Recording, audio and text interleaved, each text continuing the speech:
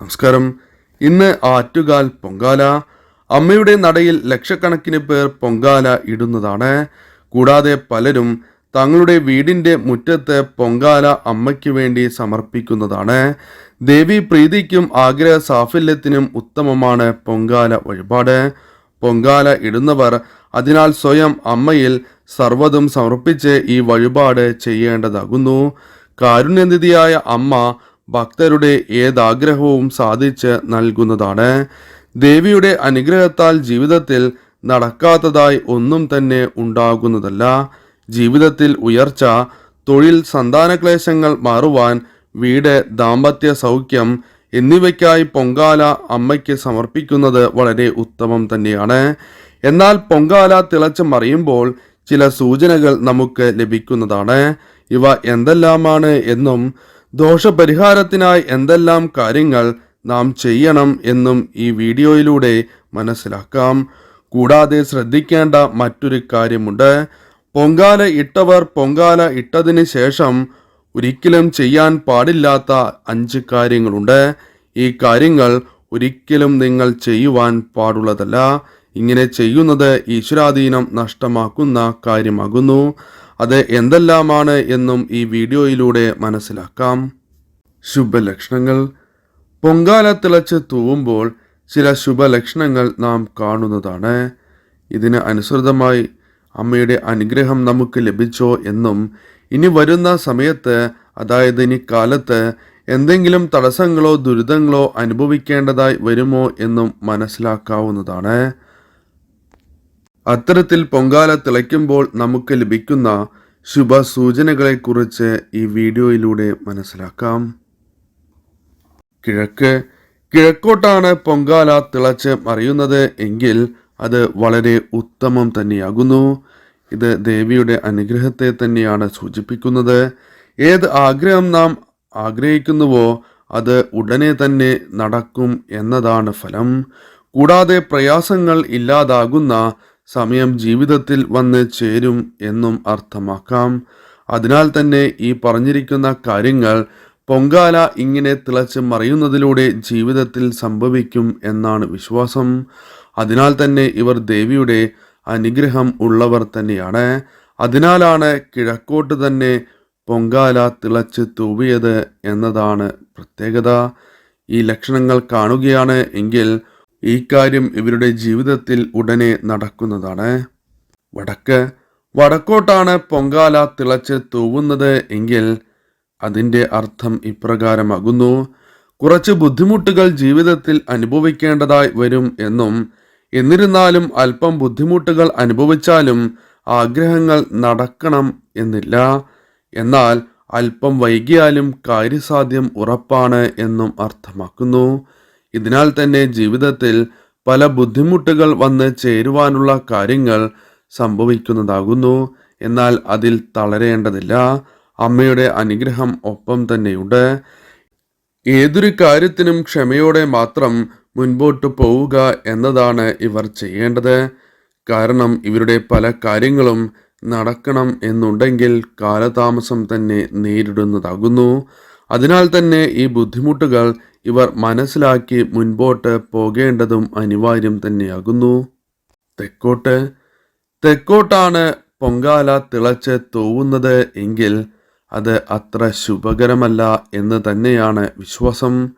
കൂടാതെ ഇവരുടെ ജീവിതത്തിൽ ചില കാര്യങ്ങൾ സംഭവിക്കുന്നതുമാണ്. ദുരിതങ്ങൾ, ക്ലേശങ്ങൾ എന്നിവ ഇവരുടെ ജീവിതത്തിൽ പലപ്പോഴും അനുഭവിക്കുന്നതാകുന്നു. കൂടാതെ ഇപ്പോൾ അനുഭവിച്ചു കൊണ്ടിരിക്കുന്ന ദുരിതങ്ങളും ക്ലേശങ്ങളും വിട്ടുമാറില്ല എന്നും അർത്ഥമാക്കാം. എന്നാൽ ചില കാര്യങ്ങൾ ഇവർ ചെയ്യുന്നതിലൂടെ ജീവിതത്തിൽ ഇവരുടെ ഈ ദുരിതങ്ങൾ ഒഴിഞ്ഞ് പോകുന്നതാണ്. ദേവീ ഭജനം മുടങ്ങാതെ മുൻപോട്ട് കൊണ്ടുപോവുക, നവഗ്രഹ പ്രീതി വരുത്തുക, ഈ കാര്യങ്ങൾ ഇവർ ചെയ്യേണ്ടത് അനിവാര്യം തന്നെയാണ്. കൂടാതെ തങ്ങളുടെ ശക്തിക്കനുസരിച്ചുള്ള വഴിപാടുകൾ ഇവർ ക്ഷേത്രത്തിൽ കഴിക്കുവാനും മറക്കരുത്. ദുരിതങ്ങൾ പ്രതീക്ഷിക്കാം, എന്നാൽ ഈ കാര്യങ്ങൾ ചെയ്യുന്നതിലൂടെ അതെല്ലാം ജീവിതത്തിൽ നിന്നും ഒഴിഞ്ഞ് പോകുന്നതാണ്. ഇതാണ് അമ്മ പൊങ്കാലയിലൂടെ നൽകുന്ന സൂചന. പടിഞ്ഞാറോട്ടാണ് പൊങ്കാല തിളച്ച് തൂവുന്നത് എങ്കിൽ അത് വളരെ ഉത്തമമാകുന്നു. ശുഭകരമായ ലക്ഷണമാണ് നിങ്ങൾക്ക് ലഭിച്ചിരിക്കുന്നത് എന്ന് തന്നെ പറയാം. കാരണം ആഗ്രഹ സാഫല്യം, അതായത് ഇവർ മനസ്സിൽ വിചാരിച്ചിരിക്കുന്ന പല കാര്യങ്ങളും ഇവർക്ക് നടക്കും എന്ന് തന്നെയാണ് വിശ്വാസം.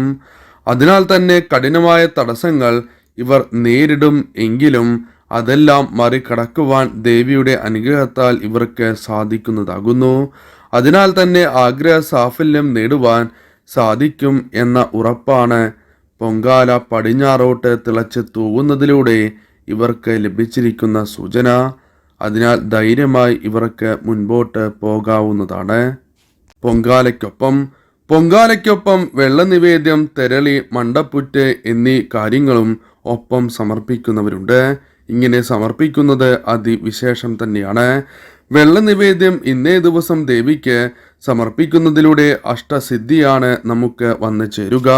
അതിനാൽ തന്നെ വീടുകളിൽ ഉള്ളവർ പൊങ്കാല ഇടാൻ സാധിച്ചില്ല എങ്കിലും വെള്ളനിവേദ്യം ഇന്ന് ദേവിക്ക് സമർപ്പിക്കുന്നത് അതിവിശേഷം തന്നെയാണ്. തെരളി സമർപ്പിക്കുകയാണ് എങ്കിൽ ഇന്നേ ദിവസം ധനധാന്യ അഭിവൃദ്ധിയാണ് കുടുംബത്തിന് വന്നു ചേരുക. അതിനാൽ തന്നെ പൊങ്കാല സമർപ്പിക്കുവാൻ സാധിക്കാത്തവർക്കും വീടുകളിൽ ഈ വഴിപാട് ഇന്നേ ദിവസം ദേവിയുടെ ചിത്രത്തിലോ പൂജാമുറിയിലോ സമർപ്പിക്കുന്നതും അതിവിശേഷം തന്നെയാണ്. മണ്ടപ്പുറ്റ് സമർപ്പിക്കുകയാണ് എങ്കിൽ ഇനി എന്തെല്ലാം ഫലങ്ങളാണ് വന്ന് ചേരുക എന്ന് മനസ്സിലാക്കാം. രോഗങ്ങളാൽ വലയുന്നവർക്കും ഏറ്റവും ഉത്തമമായ ഒരു വഴിപാട് തന്നെയാണ് മണ്ടപ്പുറ്റ് സമർപ്പണം. അതിനാൽ തന്നെ ഇന്നേ ദിവസം ദേവിക്ക് മണ്ടപ്പുറ്റ് സമർപ്പിക്കുന്നതിലൂടെ രോഗശാന്തി ജീവിതത്തിൽ വന്ന് ചേരുന്നതാകുന്നു. മാനസികമായ ബുദ്ധിമുട്ടുകൾ, മാനസിക രോഗങ്ങൾ എന്നിവ അലട്ടുന്നവർക്കും മണ്ടപ്പുറ്റ് ഇന്നേ ദിവസം ദേവിക്ക് സമർപ്പിക്കുന്നത് അതിവിശേഷം തന്നെയാണ് എന്ന് പറയാം. കൂടാതെ പലർക്കും വിട്ടുമാറാത്ത തലവേദന ഉണ്ടാകുന്നതാണ്.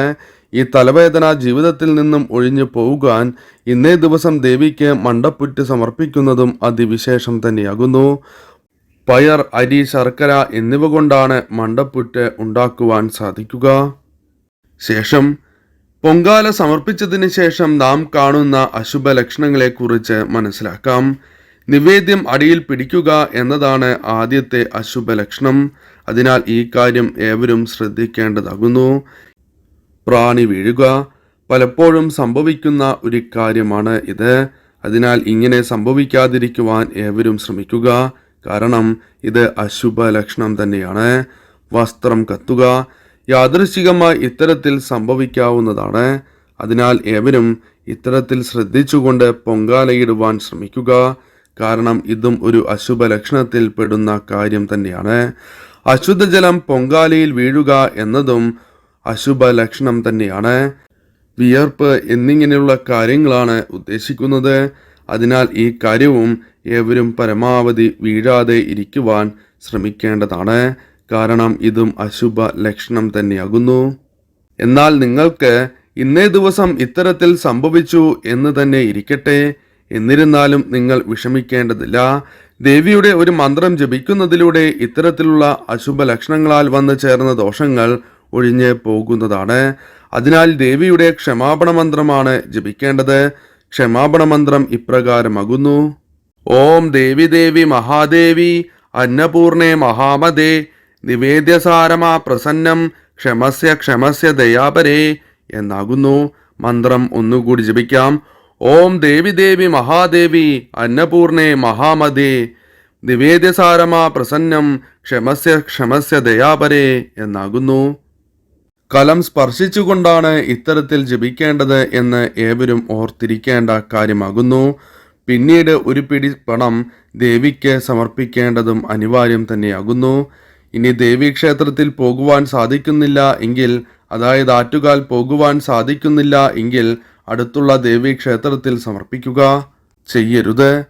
ഇന്നേ ദിവസം പൊങ്കാല ഇട്ടവർ പൊങ്കാല ഇട്ടതിന് ശേഷം ചെയ്യാൻ പാടില്ലാത്ത ചില കാര്യങ്ങളുണ്ട്. അതിൽ ആദ്യത്തേത് കുളിക്കാൻ പാടില്ല എന്നത് തന്നെയാണ്. ഇങ്ങനെ ചെയ്യുന്നതിലൂടെ നമുക്ക് ലഭിച്ച ഈശ്വര ചൈതന്യം നമുക്ക് നഷ്ടമാകും എന്ന് തന്നെയാണ് പറയുവാനുള്ളത്. അതിനാൽ ഒരിക്കലും പൊങ്കാല ഇട്ടതിന് ശേഷം ഒരിക്കലും കുളിക്കരുത്, ഓർത്തിരിക്കുക. പൊങ്കാലക്കലം ഒരിക്കലും നശിപ്പിക്കുവാൻ പാടുള്ളതല്ല. കൂടാതെ അവിടെ ഉപേക്ഷിച്ച് പോരുകയും അരുത്. വീടുകളിലേക്ക് തന്നെ കൊണ്ടുവരേണ്ടതാണ്. അരിയിട്ട് വയ്ക്കുന്നത് വളരെ ഉത്തമമാകുന്നു. അരി നിത്യവും വീടുകളിൽ ഇടുമ്പോൾ ഒരു പിടി അരി ഇതിൽ നിന്നും ഇടുന്നതും വളരെ ശുഭകരം തന്നെയാകുന്നു. ചെത്തിപ്പുഷ്പം കൂടാതെ പിച്ചി എന്നീ പുഷ്പങ്ങൾ നട്ടുവളർത്തുവാൻ ഈ കലം ഉപയോഗിക്കാവുന്നതാണ്. അതിനാൽ 2 കാര്യങ്ങളിൽ ഏതെങ്കിലും ഒരു കാര്യം ചെയ്യുക. നൈവേദ്യം ബാക്കിയായാൽ മറ്റുള്ളവർക്ക് നൽകണം. ഒരിക്കലും അത് നശിപ്പിക്കരുത്.